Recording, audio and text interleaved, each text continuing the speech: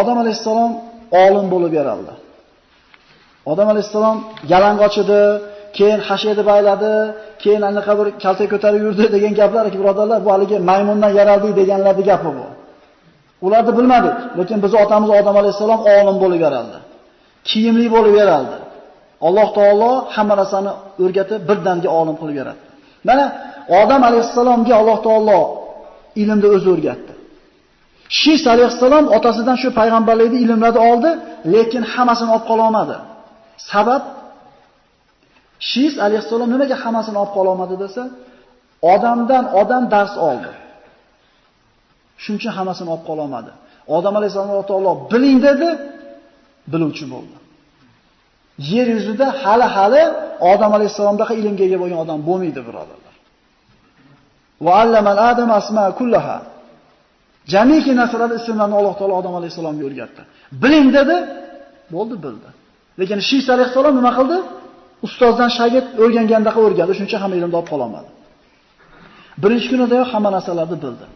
Odam alayhissalomni Alloh taolo tiriltirib, farishtalarga borib, ana bu farishtalarga borib, assalomu alaykum deng dedi. Demak, bu salomni kim o'rgatibdi?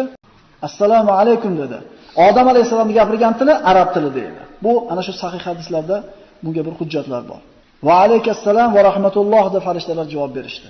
Shunda Alloh taolo: "Ey odam, bu seni tahiyyin va zurriyotingning tahiyasi" dedi. Demak, qalaysan emas. Assalomu alaykum. Bu ana shu jannatlarda tahiyasi hisoblanar ekan. Alloh taolo nimani o'rgatdi? Ibn Abbosni keltirgan mana rivoyatlarida Alloh taolo Odam alayhissalomga osmon yerdagi hamma narsa, tog', daraxt, tosh, hayvon, suv, osmon, yer, hamma narsani yer yuzida bor shu narsani hammasini atini biladi ekan. Bizga bitta tosh ko'rsatsa, biz tosh deb bilamiz. Lekin uni qanaqaligini mutaxassislari biladi. Bu daraxt deymiz. Biz hamma daraxt atini bilmaymiz. Odam alayhissalom hamma daraxt atini bilgan. Bizi otamiz shunaqa olim bo'lgan, birodarlar. Bizi otamiz shunday bir bilimdon bo'lgan. Bizi otamiz aziz bo'lgan. Allohga qulchilik qilgani uchun aziz bo'lgan. O'z-o'zidan aziz bo'lib qolgan emas. Ulamolardan biri aytadi, inson o'zini Allohning ibodatini qilishlikdek ish bilan boshqa o'rinda aziz qila olgan emas. Inson o'zini aziz qilmoqchi bo'lsa, Allohning ibodatini qilsin. Bundan ortiqcha azizlik bo'lmaydi. Endi inson o'zini xor qilmoqchi bo'lsa, Allohga osiy bo'lsin. Undan ortiq xorlik bo'lmaydi insonga. وعلم الآدم أسماء كلها ثم عرضهم على الملائكة فقال أنبئوني بأسماء هؤلاء إن كنتم صادقين. Farishtalar nima deyishgan edi? Alloh taolo xalifa yarataman deganda. Yarata olsin, kim yaratsa ham baribir biz bilimdonroq bo'lamiz, biz aqlli bo'lamiz, Allohga yaqin bo'lamiz deganmidi? Alloh taolo Odam alayhissalomga ana shu narsalarni ismlarni o'rgatib turib, farishtalardan so'radi. Sizlar shunaqa bilag'on bo'lsanglar, ya'ni farishtalar ham o'ziga nima qildi? Baho berishib qo'ydi.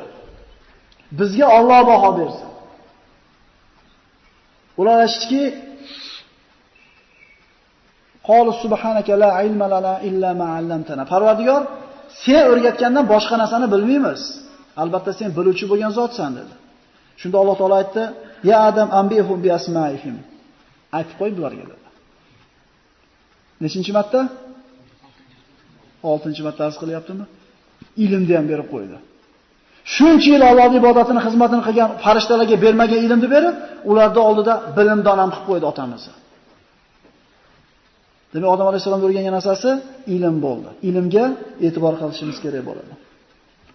Falamma andahum bi asma'ihim qala alam aqul lakum inni a'lamu g'aybas samawati val ard va a'lamu ma tubduna va ma kuntum taktumun.